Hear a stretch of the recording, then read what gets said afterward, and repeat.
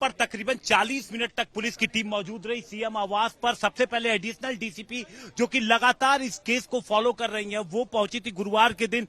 उन्होंने ही स्वाति मालीवाल का स्टेटमेंट लिया था, वो यहां पर पहुंची और साथ में सिविल लाइन थाने के एसएचओ। और उसके बाद हमने देखा कि एक प्रिंटर और लैपटॉप जो अपने साथ पुलिस लेकर के आई थी, वो लेकर के पुलिस की टीम अंदर गई। और उसके अलावा एक बॉक्स भी पुलिस लेकर के गई थी। और जब पुलिस लेकर निकली तो हमने देखा कि कुछ इलेक्ट्रॉनिक डिवाइस थे और डीवीआर पुलिस अपने साथ लेकर के गई थी। दरअसल डीवीआर पुलिस को चाहिए थी और हम सुबह से ही कह रहे थे कि पुलिस को डीवीआर मिलने का इंतजार है, क्योंकि जो डाटा यहां से पुलिस जो सीसीटीवी के डंप करके ले गई थी, उसमें से पुलिस का कहना था, जो कल कोर्ट में भी थी, कि जो वाइटल जो इंफॉर्मेशन चाहिए थी, जो फुटेज चाहिए थी, वो हिस्सा ब्लैंक था। इसलिए पुलिस को डीवीआर चाहिए थी। अब पुलिस इस डीवीआर की जांच कराएगी। हो सकता है कि फॉरेंसिक जांच भी पुलिस की टीम कराए। और उसके बाद तकरीबन आधे घंटे तक से ज्यादा का वक्त यहां पर पुलिस की टीम रही।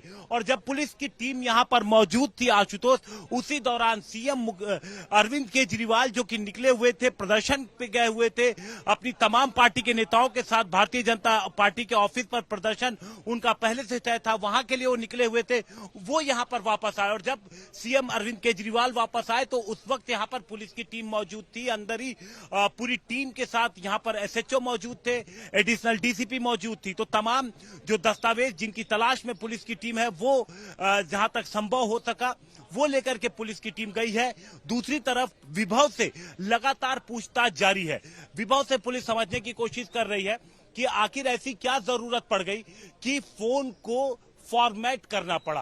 क्योंकि आप देखिए जो फुटेज जारी हुए हैं, एक फुटेज सीसीटीवी जो आप देखिए अंदर के बाद बाहर यहीं से आते हुए अरविंद के स्वाति मालीवाल की है, और इसके अलावा एक मोबाइल फुटेज है।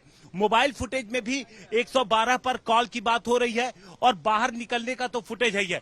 यानी कि अगर कुछ हुआ है तो वो इन दोनों फुटेज के पहले हो चुका है। और बात ट्रेसपासिंग की है, पुलिस को उस फुटेज का भी इंतजार है कि जब यहां से इसी गेट से जब वो या फिर मेन गेट से जब एंट्री की होंगी जब स्वाति मालीवाल, तो क्या उनको किसी ने रोका था, क्या उन्हें अंदर जाने से पहले कहीं उनका रास्ता किसी ने रोका था। जब वो अंदर पहुंची तो ऐसे क्या हालात हो गए कि ऐसी स्थिति बनी।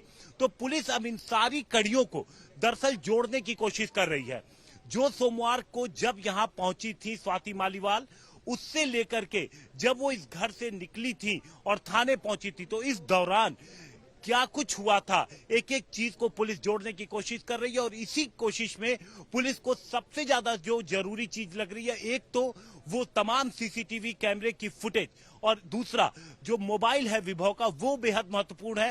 हालांकि फॉर्मेट कर दिया गया है, लेकिन उसके बावजूद उसको रिट्रीव किया जा सकता है। इसलिए हो सकता है कि पुलिस उसकी भी फोरेंसिक जांच कराए। आप देख सकते हैं सीएम आवास है दरअसल, इसलिए बेहद सुरक्षित इसको बनाया गया है। कोई भी ऐसा हिस्सा नहीं है इस घर का जहां पर आप 2 या 3 कैमरे के फुटेज में कैप्चर। बिल्कुल बिल्कुल आशुतोष, जरूरत पड़ने पर दरअसल पुलिस ने जब कल 7 दिनों की रिमांड की मांग की थी, तो दिल्ली पुलिस की तरफ से कोर्ट में साफ कहा गया था कि जो सबसे जरूरी चीज है कि एक तो फोन को फॉर्मेट किया गया। आमतौर पे अगर कोई फोन को फॉर्मेट करता है तो वो अपने फोन का डाटा, क्योंकि बहुत डाटा बेहद जरूरी चीज है, तो ऐसे में डाटा कोई जरूर डंप करता है। तो हो सकता है कि उसने डाटा डंप किया हो, तो ये सारी चीजें वहीं क्लियर होंगी जहां पर उसने फोन को फॉर्मेट किया है। तो बॉम्बे लेकर के जाना है। इसके अलावा क्या कुछ उस दिन हुआ था और जो कुछ भी हुआ था उसके पीछे का मोटिव क्या है, क्योंकि मोटिव बेहद जरूरी हो। अगर कोई भी मारपीट है या कोई भी अगर क्राइम हुआ है, तो सबसे इंपॉर्टेंट चीज होती है, वो होती है मोटिव। अगर पुलिस को प्रूफ करना है अगर किसी चीज में, तो मोटिव की तलाश में लगातार पुलिस है कि आखिर जो मारपीट हुई उसके पीछे की असल वजह क्या थी। इसलिए पुलिस की टीम इन तमाम सबूतों और सुरागों की तलाश में है, जो कि पुलिस को उम्मीद है कि 2 जगहों से उसे वाइटल क्लूज मिल सकते।